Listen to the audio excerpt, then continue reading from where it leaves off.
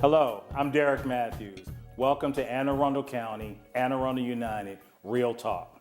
In this episode, we will get an update on a few AA United activities, but making headlines first this week. We had an incredible community discussion up in Pasadena regarding the activities surrounding Chesapeake High School community involving some racial tension. Our monthly coffee ambassador discussion proved that this concept is much needed. We had standing room only and a crowd and a group of professionals prepared from the community engaged to talk. We had Chesapeake High School's the principal, Mr. Gorski. We had Dr. Maisha Gillens from the Office of Equity and Assurance. Then we also had Reverend Jay Offer. We had the school resource officer, and we also had a host of other people from the community. The community was able to engage in a healthy discussion and have some great dialogue about some sensitive issues and walk away feeling heard. Well, let's look at a couple of uplifting stories from here in Anne Arundel County.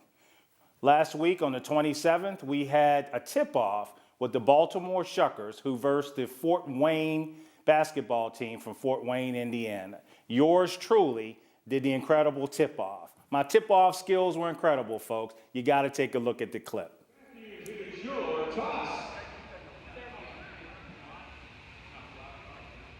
Well done. Thank you, Mr. Derek Matthews. Thank you, Arundel United. Yours truly also received the prestigious Anne Arundel County Leaders Award. I was honored, and I'd like to give thanks to Mr. and Mrs. Hartzell for their involvement in allowing me the opportunity to receive such an award. Are you a current police officer looking to step up your game? Well, starting May 23rd through June 15th, the Anne Arundel County Police Department will open for lateral hiring. And if you believe you have what it takes to come join the best of the men and women in blue, we need to hear from you. Take a look at this promo. The thin blue line is the line between order and chaos, love and hate. We protect the victims of crime and serve our community. It is why we wear the badge. Hold the line with us. Make a difference.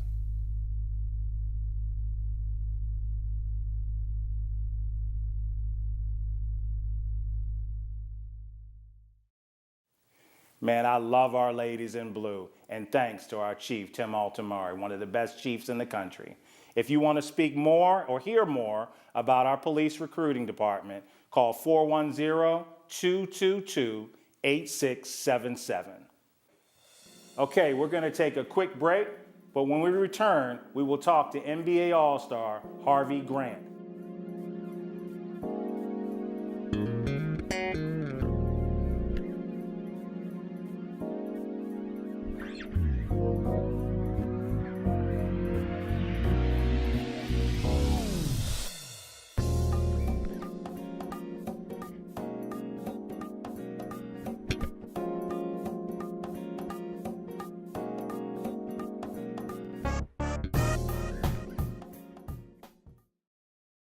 There's a lot of fear in coming back to school. I'm a 40-year-old man that walked in there to get his high school diploma. It was very hard for me, but one of the teachers was Miss Araceli. She gave me direction. Every single time I had a question, she'll put down whatever she's doing and she'll sit there with you until you get it. 50% of getting your high school diploma is walking through those doors. The other 50% is doing the work. Find free adult education classes near you at finishyourdiploma.org.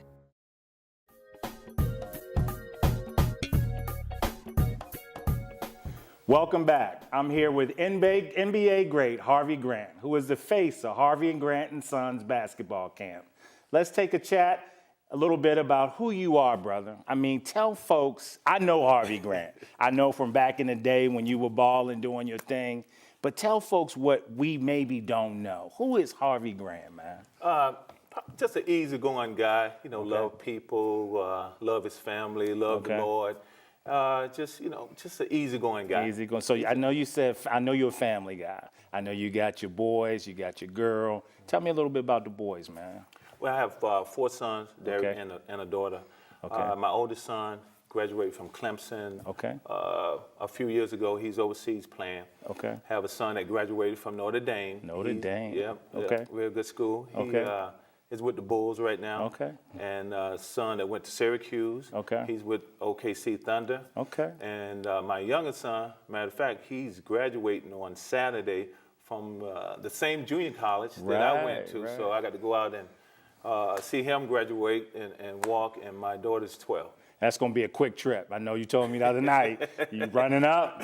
Boy, I love you. Congratulations. But Pop is out. Oh, yes, indeed, Okay. because I've been traveling a lot, going Okay. to Oklahoma and Kansas and Chicago to see the kids. So. I got you. So you stay on the road, man. The kids keeping you busy then. Oh, yes, man. Okay. That's a 24-hour thing. So what's it like, man? Tell the folks what's it like to have two boys, two youngins you watch grow up, wind up playing in the NBA. What's that like? I tell you, it's a great feeling. I'm blessed. We talked before. I'm blessed, man. Yeah. Oh, just tremendously blessed. And people say, "Oh, you're so lucky." I'm like, "No, I'm lucky that I didn't have to pay for them to go to college." Ooh, amen for that. Amen so, for that. and they are good kids too. They're good kids. Yeah, that's what I'm proud of. So what's it like, man, having, so it's three of y'all at the table. One played in the NBA, set the standard. Is it trash talk at the table? Did they still feel like Dad is washed up? I can take you anytime? You know how kids. I know how it is. But when does it stop, though? You know what?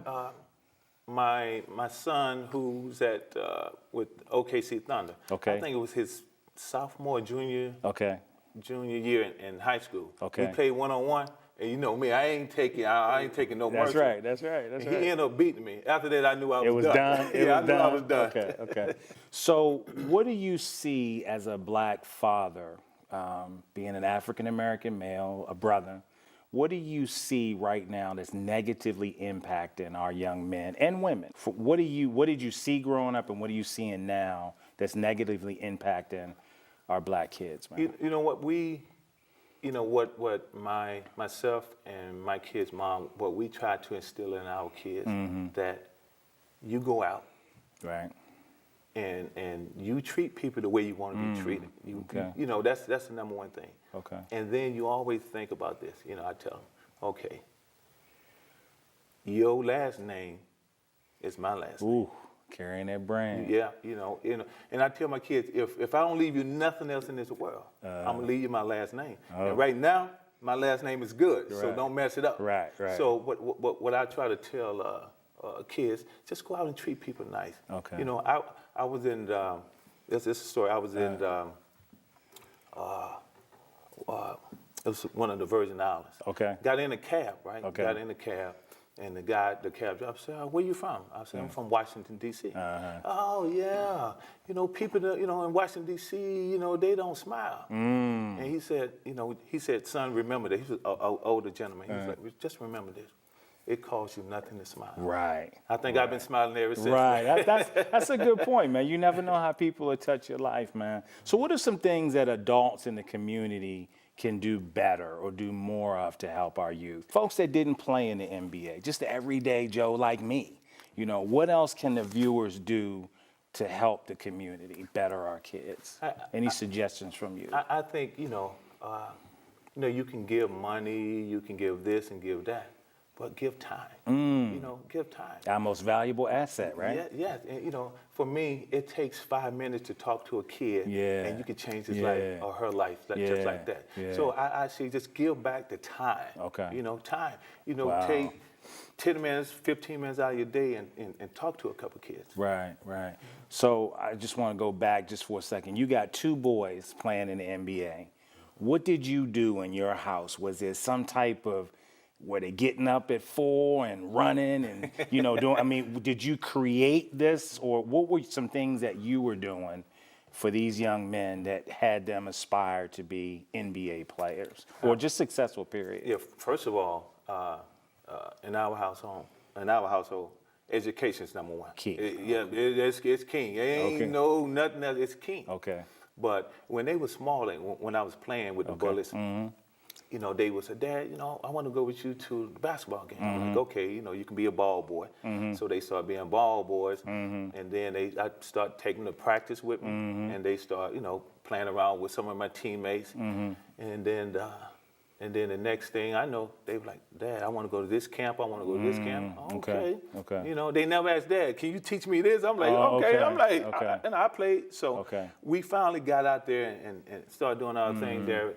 And then when they was at DeMatha High School, and I think it was like the 9th grade, they used to get up every morning at 6 o'clock. Go to the gym. That's what I'm talking about. And work out for about 45 minutes to an hour. Go to class. Right. Then they got practice that same day. Right. They would be the first one there, the last one to leave. Okay. So you have to put the time in. Right. So were they allowed to watch TV? How did that go? Was the structure so structured that, you know? You know, it was, you know, the one who went to Notre Dame, his favorite TV show was ESPN. Okay. And then, you know, once he started to watch it, then the other ones just followed right in his footsteps. Okay. So kind of that path started, and you didn't force it. It was just kind of them watching what Dad does, which is a clear indication our kids watch what we do. Yep. If we set that example. Okay. So it's going to be a lot of young kids, a lot of youth watching this us having this discussion. So for the ones, a young person looking for a new way, what would you tell them? A young boy or young girl trying to find their new way, what's the message to them? They're kind of stuck on that fence. What am I doing? I'm getting ready to graduate, but I'm not going to college. What am I, you know, as that young person, what am I looking for? What do we tell them? You know, just be yourself, but at the same time, you know, there are different ways to be successful. You don't have to be a basketball player, football player. It's different ways to be successful. Right.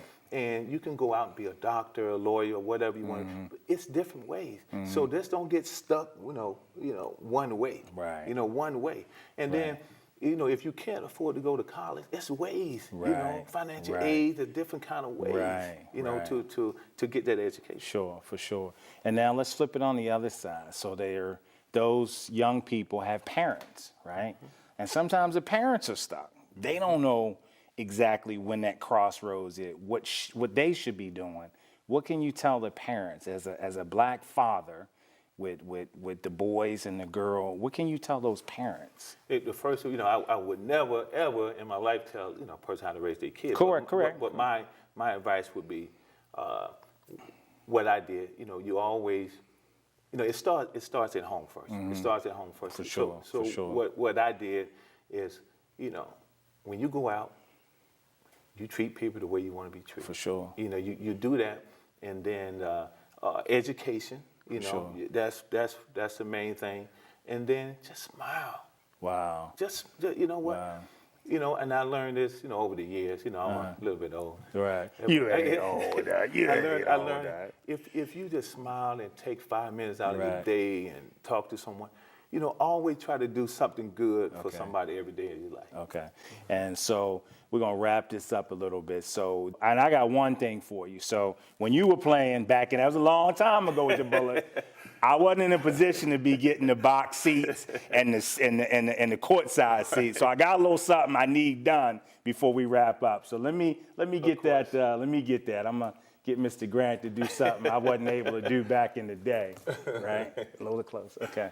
All right. So I just need a little autograph. Oh, wow. Something. That's old school right there, right? Yeah, that's old school. Just give me a little something, man. Of course. You know, back those days, I was up at the Capitol Center. Right. Yeah. Oh, The Capitol Center.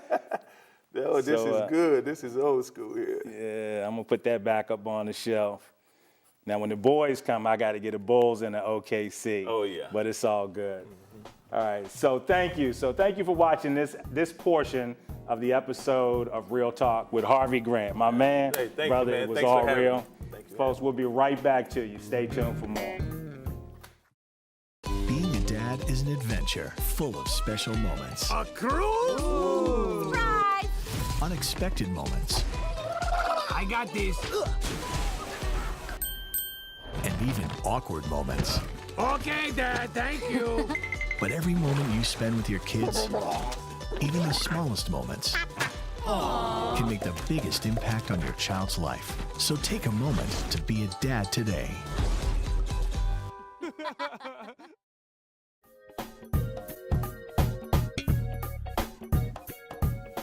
Words of inspiration today.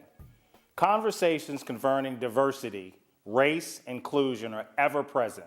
However, they address only a part of the diversity challenges that exist in this brutal state we find ourselves in today. As a black male who is both a father, a husband, community leader, a leader in my church, and a motivational speaker, I'm inspired by the words I'm speaking today of people who have experienced diversity and have never given up. The words that I'm giving to you today in closing, they were inspired by those powerful survivors who have touched my life in some way. Boldly go on in the direction of your dreams. Stand tall and show the world that you are made of. When the world beats you down and finds a reason to give you hurt and pain, get back up again. Never give up on success. Try, and try again. Remember, the only way you can fail is if you give up. Every time you fail, you come one step closer to your success. When you get knocked down, get up. When you look back on your life, and you should have no regrets. Believe in yourself. Believe in your future. You will find your way. The fire burning inside you is a very powerful thing. It's waiting to burn bright. You are meant to be important and to do important things. Follow your dreams, people. We can be both terrifying and exciting at the same time. Inspiration from momentum will save your sinking soul. Persist and persuade others about your plans as they are real. Nobody can do this but you. Most people master the obvious. You are creating something that wasn't there before. It's bold. It's beautiful. It's called you. Give your best and your dreams will come to life. Success is yours. Go for your dreams. It's your turn. Not all communities rally around one single event. Some rally around a cause. As part of the Anne Arundel United team, I've seen the power of just a few dozen people reaching out to their personal networks, business connections, families, friends, creating awareness on our communities that are fighting various issues, maximizing the reach of an inspirational message or important piece of information requires the dedication of humans of all colors, all religions and preferences, staying open to sharing and consuming content that raises awareness. Anne Arundel United is bringing people together doing exactly this. So today, as we close this episode of Real Talk, I want all the viewers who are watching, dreams are lovely, but they're just dreams. Dreams do not come true unless you put some action into them. It's the hard work that makes things happen. It's hard work that creates change. So the lesson today on this episode, I guess I would have to say, ditch the dream. Be a doer, not a dreamer. Maybe you know exactly what it is you dream of being, or maybe you're paralyzed because you have no idea of what your passion is. The truth is, it doesn't matter. You do not have to know. You just have to keep moving forward. You just have to keep doing something, seizing the next opportunity, staying open to trying something new. It doesn't have to fit your vision perfectly or your perfect life. Perfect is boring. Dreams are not real. Just do it. So you think, I wish I could travel? Great. Sell your little hoopty, buy a ticket to Europe, Africa, Bangkok, somewhere, and just get up and go. I'm serious. You want to be a writer? Writing is someone who writes every day. So start writing. You don't have to have a job. Get one. If you don't have one, just go get one. Any job. You don't have to sit at home waiting for the magical opportunity. Just go get a job. Go to work. Do something until you can do something else. Here's the thing, folks. Yes, it's hard out there, but hard is relative. I come from a middle-class family. My mother was an educator, a pastor. My father was an entrepreneur. I was born after the Civil Rights Movement, but I live in the United States of America, all of which means I'm allowed to own my own freedom. My rights are my choice. Oh, and while we're discussing this, let me say this. Hashtag for everything is not helping. Yes, all women take black, take back this, not all men this, hashtag, stop pretending hashtags are the same as doing something, or many other ones that are out there. The message, young people, to you who are about to graduate, soon you will no longer be students. You will no longer be works in progress. You will soon be citizens of the real world. You have the responsibility to become a person worthy of doing just that, contributing to society. Because who you are today, that's who you are. So be brave, be amazing, be worthy. And every single time you get a chance, stand up in front of people. Let them see you. Speak, be heard. Go ahead and have a dry mouth. Let your heart beat fast. But watch everything in slow motion. So what? You what? You take it in, you feel alive, you be yourself. You always, truly, finally, always have to be yourself. May love and peace prevail. Thank you and God bless. This wraps up this week's edition of Real Talk. You can watch this episode and the archive episodes online at any time or on Facebook or YouTube by searching Arundel TV. Please tune in again next week for more highlights and news from around the county. We'll see you next time. Thanks and God bless.